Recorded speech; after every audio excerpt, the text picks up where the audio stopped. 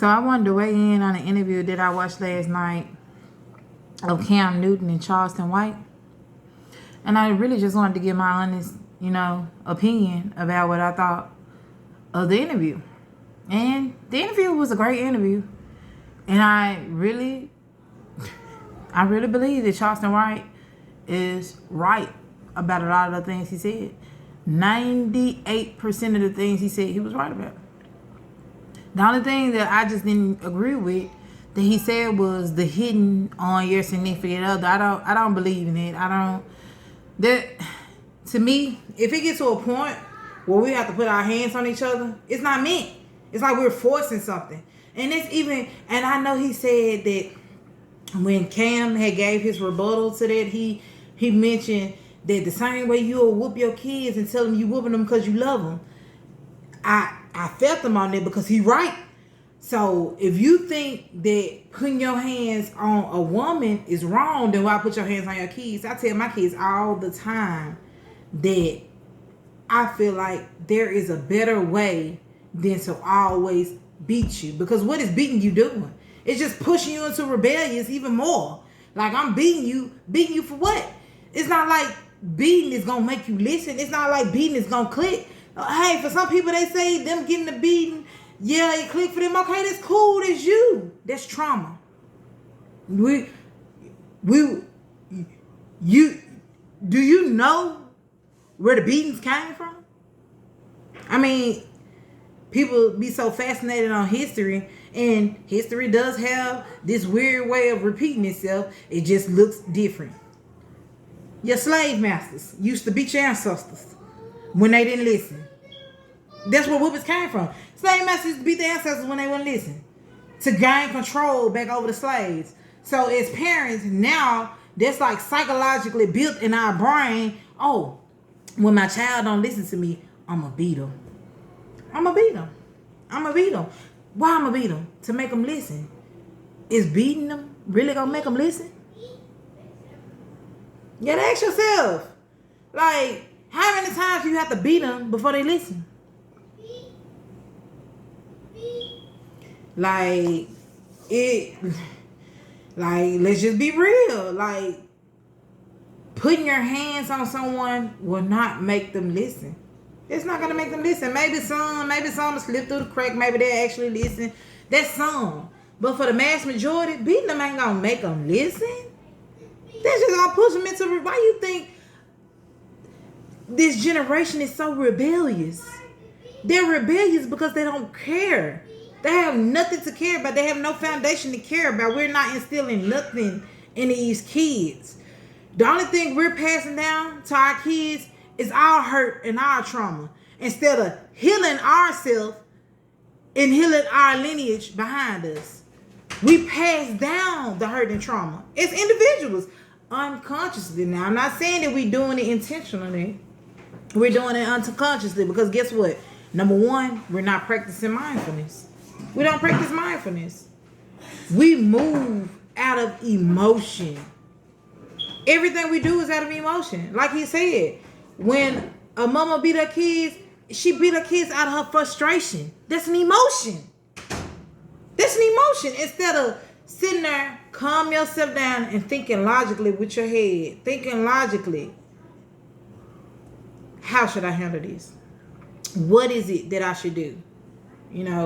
We automatically jump to, oh, let me beat you. No, that's not the case. And now we're raising a whole bloodline that are a new level of damage. Like, this new level of damage that I've seen is like none other. Like, I thought that our generation, was damaged. But this new generation is hurt. They're confused. They're lost. They feel they have a sense of not knowing who they are. They're lost. They're trying to figure out their identity and can't find it. And I can't put it all on us, but it is on us because we're at a point right now we wake up. Wake up. Wake up. Wake up. Wake up. Wake up. It's time. It's time. It's been past time. When J. Cole said, we raised by our mamas, a bloodline of trauma, Lord, we gotta heal. That was true. Did everybody nowadays are raised by their mothers? They're raised by their mothers, and I'm no different. You know, I'm no different. I'm raising my kids by myself, so I'm no different. But when you realize certain things, when you see hurting your kid, when your kid's angry, or when your kid's upset or anything, what's your first response? Like, your child come in mad or say, what's your first response? Is it your first response to, like, ain't nobody got time for all that, or just dismiss your child, or is your response to figure out what's going on with your child? Talk to your child. Do you pay attention to your child's movement? Do you pay attention to how your child is on a regular? Do you pay attention? You know why we don't as mothers? It's because we are searching for a man. You know, we so caught up on wanting a man in our life so bad that we neglecting home. And I'm not saying we neglecting home like neglecting bills or not feeding our kids. I'm not saying that. I'm saying we're neglecting home emotionally. We're neglecting home intellectually. We're not pumping into our kids what we want them to pump into the world. We unconsciously pumping into our kids what we don't have. You know, it's kind of weird, but it's true. Like, we don't have a man or whatever as women. Like, our whole attitude changed when we're around our kids. It's like, of course you love your kids. Of course you love your kids. Of course you love your kids. Of course. Okay, I give you that. And we all do. But do you love yourself?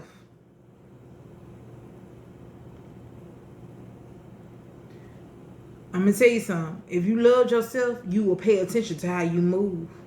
You would. You would. You will pay attention to how you move. Like, we get so upset with them, with the kids. But just being real, your kids are nothing but a reflection of you. Your kids are nothing but a reflection of what you put out. Do we not realize that our kids get hurt at home well before the world even had their chance to put their hands on them and hurt them? We hurt our kids in-house before they can go out there in the world get their hands on them. We hurt them first. So they experience their first trauma from within. And we push them out there and get to acting oblivious. Is like we don't know why they're like that, or why they're so hurt, or why they move the way they do. It's because of us. It's because they're in-house. I mean, it's accountability season. We got to take accountability. Because the only way we're going to start healing is we got to take accountability from within first. If you can't look within yourself and you can't correct you from within the inside, how can anything around you flow? How can anything around you move? Life isn't hard. It isn't complicated. The obstacles that are put in our way within life is complicated. Life within itself is not complicated. It's beautiful. It's beautiful. It's love. It's love. Life is love. It is. That's why the world is in such a dark space, because the world is filled with so much hate. Hate is not love. Hate and love can't be pushed together. When they push together, that's just like these toxic relationships. Y'all love to say, he's toxic, I'm toxic too. That's why these toxic relationships be like this. Because you're trying to force pieces of a puzzle together that don't even go. That's why it's so toxic. It's not supposed to be toxic. Real love is really boring. Call it what you want. Real love can be really boring at times. Because it's just like, we like arguments. We like fussing and fighting. We like chaos. Why Why do we like all that?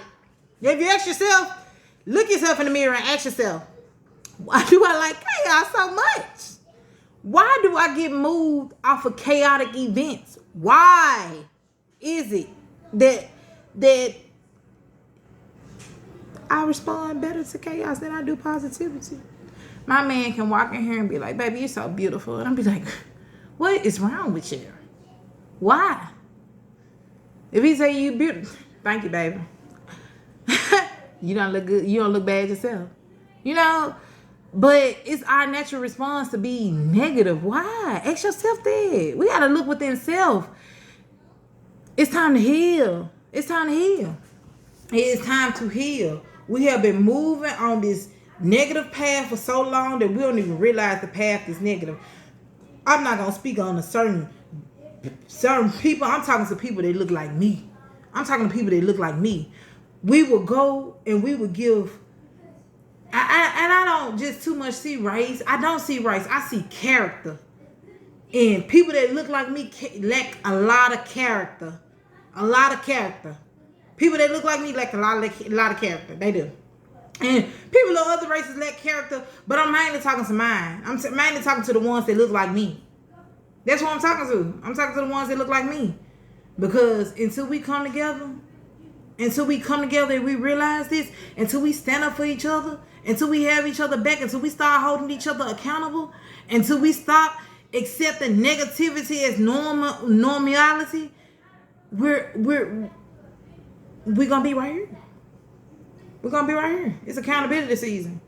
If it's toxic, let it go. We don't do toxic. We don't do toxic. We don't do confusion. We don't do drama. We don't do toxic. We don't do confusion. We don't do drama. If it's confusing, it's not me. If it's not confusing, it's making you think too much and you can't figure it out. It's not meant. That means let it go. Let it go. Let it go. If it's drama filled, you got to get away from around it. Because you know what it's going to do? It's going to drain you of your energy and you're going to be tired all the time and not realizing why you're so tired. You're going to think that you have become lazy, but you really haven't become lazy. You have allowed someone into your energy field and they're sucking you with all your energy. Drama. Remove it. Remove it. It's not hard. It may be hard mentally because we are conditioned like this. It's conditioning. It's programming. It's programming. We have been programmed this way our whole life. Our whole life. And with any programming, it could be broke. And you could reprogram. But it's on you. What you gonna do? I choose life. I choose life everlasting. Heaven is on earth. If you make it. Will you make it?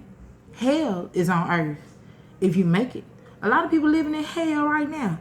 The chaos that they have going on inside their head and inside their home. That's hell. That's hell. That's hell.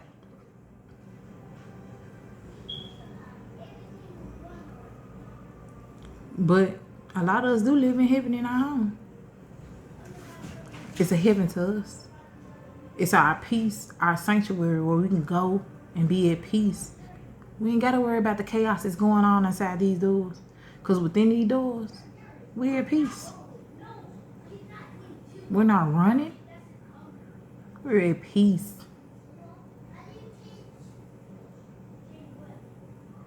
Choose peace, guys. Choose love. Show the love that's in your heart. It's time to start healing. If you don't heal for nobody, you ain't got to do it for your kids. Do it for you. Do it for you. Find out who you are.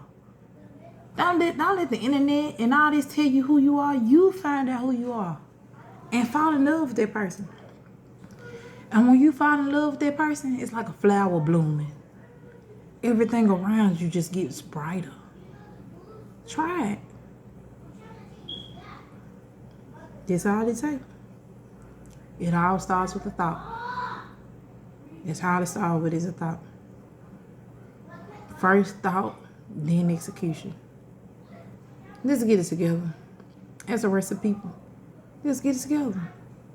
We can do it. I know we can. I know for a fact we can. The question is, are you strong enough? Can you accomplish it? Because you whatever you think you can accomplish. But are you strong enough? Just something that was on my mind. I mean, it was more on the video that I want to talk about, but I think this will do it for right now. At another time, if y'all like my response, I upload, my thoughts on what he said about, Deion Sanders and all that, and how Cam Newton. I felt, him on it. I felt him on it, but for right now, we're going to take small steps. Start looking within.